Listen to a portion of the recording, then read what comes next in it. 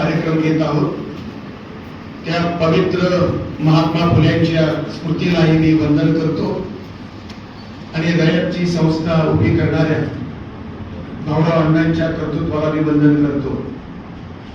या कार्यक्रमाचे अध्यक्ष सन्माननीय हरहरे, आमचे आदरणीय स्नेही गिरीश काका प्रभुणे, त्याचप्रमाणे नांदेड विद्यापीठाचे माजी मराठी विभाग प्रमुख, नामवंत महाराष्ट्रातील समीक्षक आणि भाषा तज्ञ, आमचे सात्विक आणि सोज्वळ अशा प्रकारचे डॉक्टर केशव देशमुख, ज्यांनी आता सुंदर सविस्तर अभ्यासपूर्ण असं दत्तोपंत ठेंगडी यांना पचवणारं असं अभ्यासपूर्ण भाषण केलं, ते आमचे स्नेही सन्माननीय निलेश गद्रे।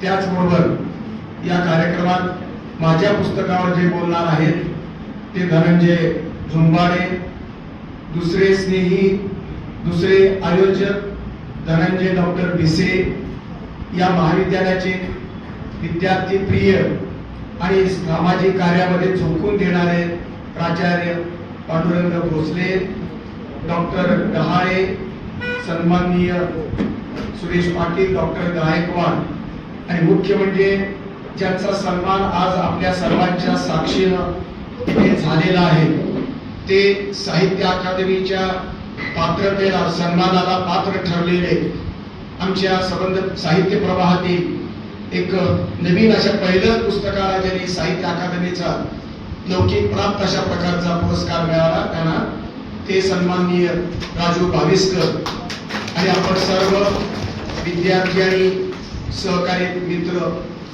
भगिनींनो, मी समाधान व्यक्त करतो प्रथमतः पांडुरंग भोसले यांचं सर्व प्रकारच्या सर्व विचारधारांचे कार्यक्रम या सभागृहात विद्यार्थ्यांसमोर होत आहेत, ते संपन्न करीत आहेत। इथला स्टाफ, इथला प्राचार्य, इथला प्राध्यापक वर्ग, इथला विद्यार्थी वर्ग सर्व प्रकारच्या कार्यक्रमाला पचवतो, झेलतो, वाचतो, अभ्यासतो, ही अत्यंत चांगली समाधानाची बाब आहे। बहुश्रुत आणि बहुसांस्कृतिक अशा प्रकारची भूमिका या महाविद्यालयाच्या संस्था चालकांनी आणि संबंध प्राचार्यांनी घेतलेली आहे। दुसरा विशेष डॉक्टर धनंजय भिसे आहे, हाडाचा वेडा देवेडा असा कार्यकर्ता आहे। हा कार्यकर्ता गेली अनेक वर्ष मातंग साहित्य परिषदेच्या माध्यमातून संबंध महाराष्ट्रामध्ये प्रबोधनाचे एक नवयुग निर्माण करतो आहे।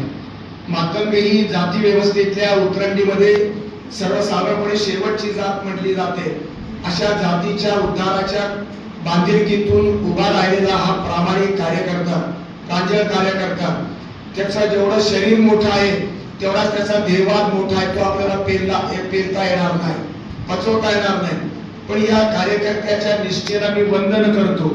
अशा प्रकारचे कार्यकर्ते महाराष्ट्राच्या या भारताच्या भूमीमध्ये आवश्यक आहेत, त्याशिवाय शुद्ध प्रबोधन होणार नाही, विचार मंथनाशिवाय सत्यापर्यंत जाऊन पोहोचता येत नाही, याची जाणीव या कार्यकर्त्याला झालेली आहे। आणि म्हणून तो वेगवेगळ्या प्रवाहातली वेगवेगळ्या लेखकांची वेगवेगळे साहित्याचे अभ्यासाचे प्रयोग करतो आहे।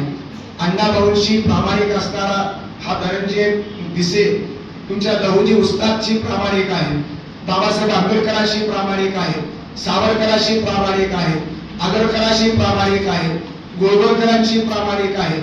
ही सर्व महापुरुषांची, सर्व विद्वानांच्या सांस्कृतिक प्रवाहातल्या मानदंडांची बेरीज करण्याची धनंजयची भूमिका ही नव्या पिढीसाठी सर्वार्थानं वंदनीय आणि आवश्यक अशा प्रकारची मला वाटते। या कार्यक्रमामध्ये राजू भाविस्करांचा हा सत्कार त्याने ठेवलेला आहे, ही अत्यंत आनंदाची बाब आहे।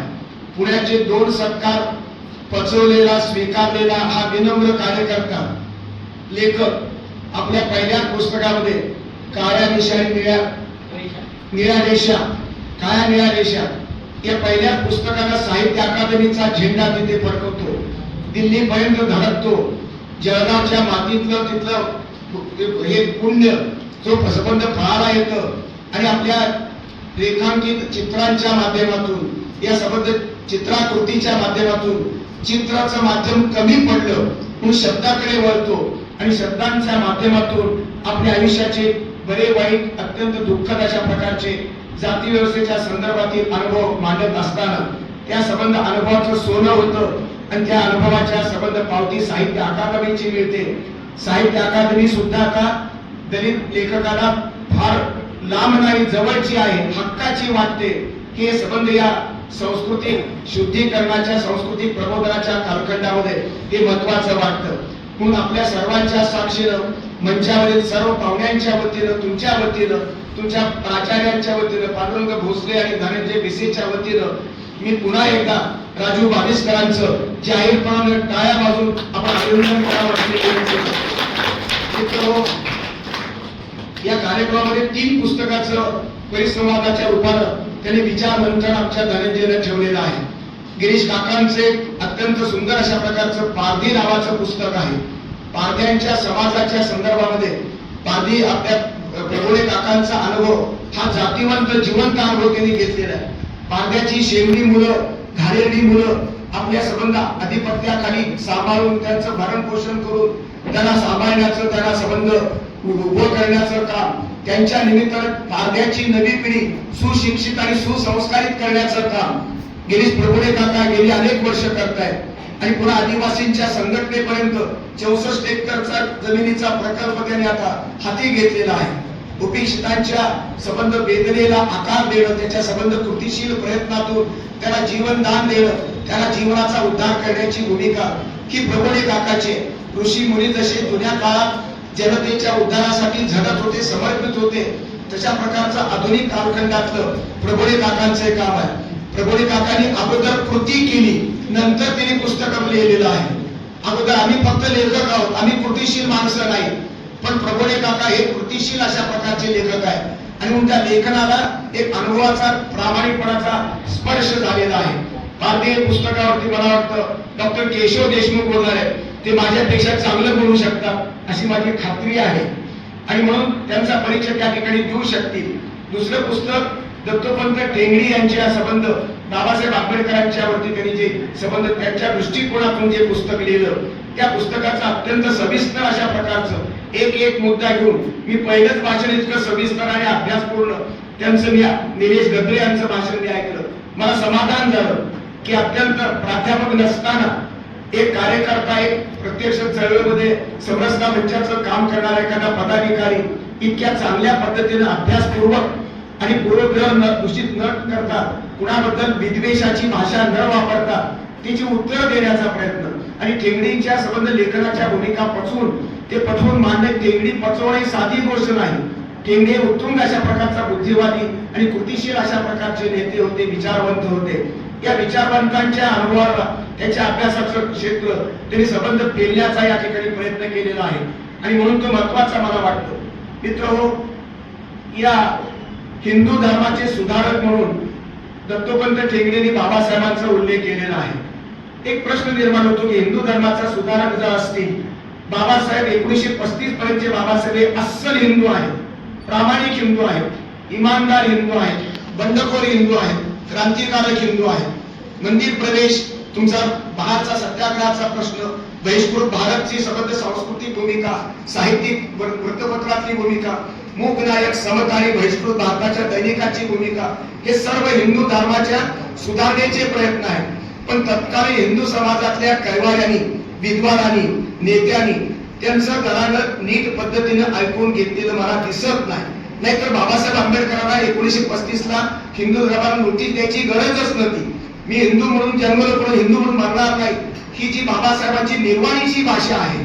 कमीत कमी नुकसान त्यांनी हिंदू धर्माचं केलं असं ते स्वतः म्हणतात आणि ठेंगडी सुद्धा म्हणतात. याचा अर्थ बौद्ध धर्म स्वीकारावा लागला. 20 वर्ष ते वाट पाहिजे आणि हिंदू धर्म सुधारक ही बाबासाहेबांची उपाधी विशेषण लावलेलं आहे. ते 1935 पर्यंत बरोबर आहे. त्याच्यानंतरच मात्र बरोबर समाज सुधारक, समाज क्रांतिकारक अशा प्रकारचं बाबासाहेबांनी म्हटलेलं मला आवडेल आणि दत्तोपंत ठेंगडीच्या मताशी मी सहमत आहे. ते 1935 पर्यंतच्या भूमिकेच्या संदर्भात अस्पृश्यता नव्हे तर हिंदू धर्माचा संबंध प्रश्न हा जो आहे सुधारण्याचा, तोही महत्वाचा आहे. बाबासाहेबांना केवळ अस्पृश्यतेच्या संदर्भात सुधारणा करायची नव्हती, तेवढाच प्रश्न त्यांच्या समोर नव्हता. त्यांच्या अजेंड्यावर संबंध हिंदू समाजाच्या सुधारणेचा प्रश्न होता. त्याच्याही पलीकडे हिंदू समाजाच्या पलीकडे जाऊन भारतीय समाजाचा सुधारणेचा परिवर्तनाचा प्रश्न त्यांच्या अजेंड्यावर होता आणि म्हणून ती सबंध भूमिका मांडत असताना इंग्रजांनी केलेलं शोषणाचा जो मुद्दा निलेश गद्रे यांनी मांडला तो अत्यंत बरोबर पकडलेला आहे आणि दत्तोपंत ठेंगडींनी केलेलं संबंध इंग्रजी विद्येचं शोषणाचं जे धोरण आहे राजवटीचं जे सूत्र आहे ते ठेंगडींच्या संबंध भाषेमध्ये पचवलेलं मला वाटतं. महात्मा फुले, रानडे आणि टिळक या संदर्भातली संबंध पड आणि त्याची परवाची संबंध सूत्र व्यवस्था या वैचारिक ग्रंथामध्ये त्यांनी केलेली आहे. टिळकांनी हे म्हटलेलं फार प्रसिद्ध वाक्य आहे, जो देव अस्पृश्यता मानतो त्या देवालाच मी मानणार नाही. हे टिळक अगदी 100% बरोबर आहे. पण टिळकांच्या संबंध भूमिकेमध्ये एक विसंगती मला जाणवते. सामर्थ्य आणि मर्यादा या दोन सूत्रामध्ये प्रत्येक महापुरुष बसवावा लागेल, प्रत्येक विद्वान मलाही बसवावा लागेल, मोठमोठ्या विद्वानांना बसावं लागेल.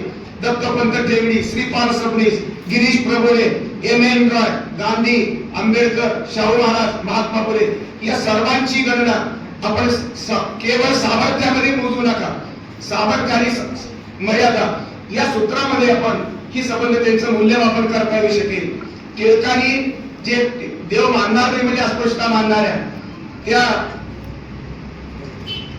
जाहीरनामा ज्यावेळेस लिहिण्याची सही करण्याची पाय आली, अस्पृश्यता निवारणाचा जाहीरनामा ज्यावेळेस महर्षी शिंदेने टिळकांच्या समोर ठेवला त्यावेळेस त्यांनी नकार दिलेला आहे की टिळकांची मर्यादा आहे आणि अस्पृश्यता मानणारा देव मानणार नाही हे टिळकांचं सामर्थ्य आहे. हा दुसरा भाग मात्र दत्तोपंत ठेंगडींनी का लिहिला नाही याच्याबद्दल मला प्रश्न निर्माण झालेला आहे.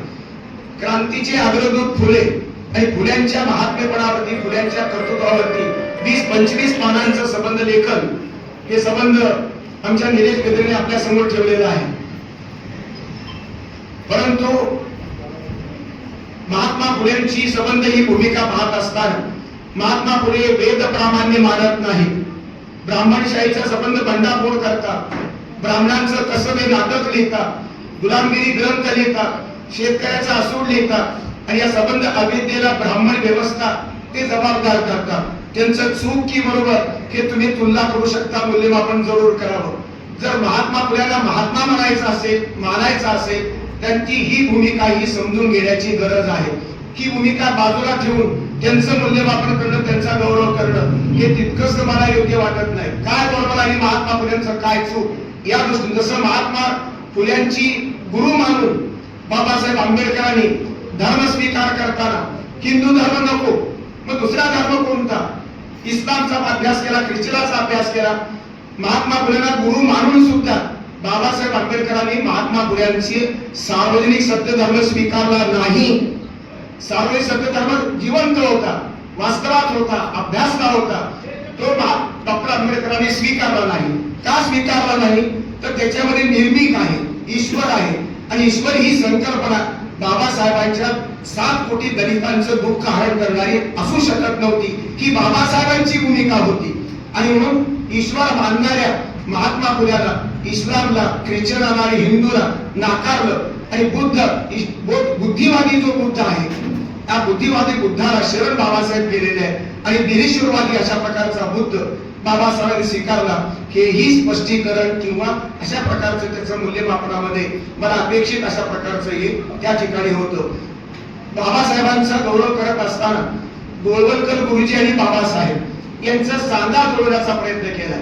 सर्वच मोठी माणसं ही मनानं मोठी असतात, त्यांच्या विचारामध्ये गडबड असू शकते, विचारामध्ये मर्यादा असू शकतात, काही सामर्थ्य असू शकतं आणि काही मर्यादा असू शकतात. बाबासाहेबांच्या संबंध पातळीचा उल्लेख करत असताना मध्ये मला वाचायला मिळालं की त्यांनी एकदम गोळवलकरांच्या गुरुजींचा संदर्भ आला, कारण गोळवलकर गुरुजींनी बाबासाहेबांची ही भूमिका पूर्ण मान्य केलेली नाही, जशी आहे तशी मान्य केलेली नाही.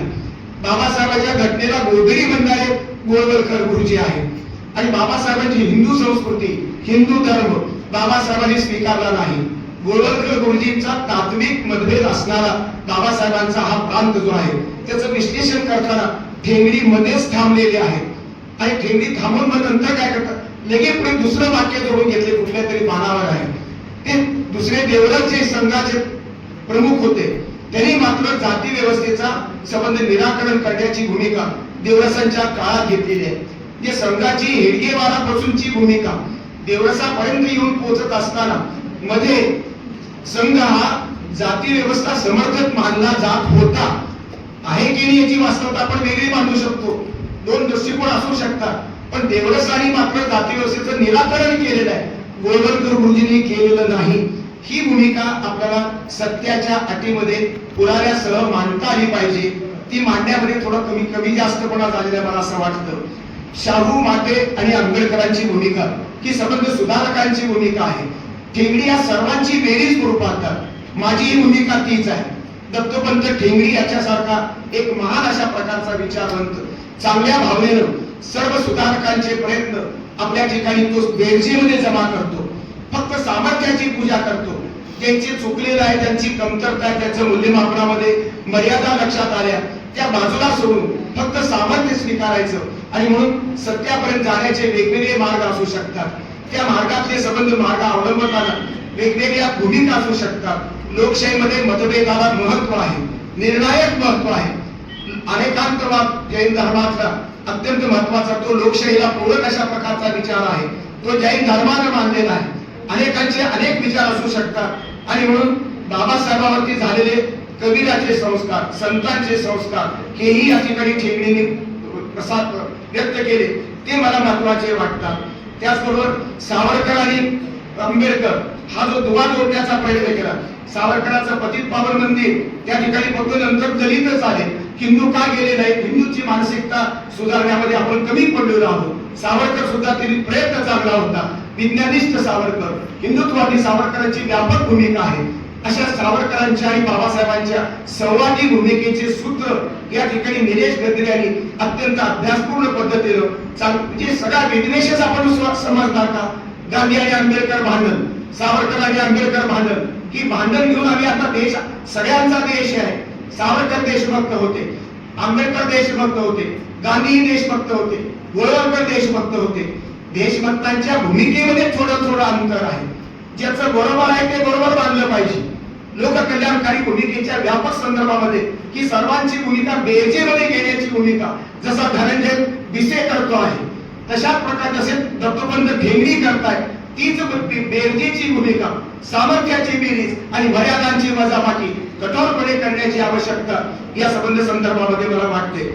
मित्रहो, चातुर्वर्ण्य नष्ट करावं ही मात्र भूमिका बाबासाहेबांची जशी आहे तशी सावरकरांची सुद्धा आहे. मुख्य म्हणजे गुरुजींची सुद्धा आहे.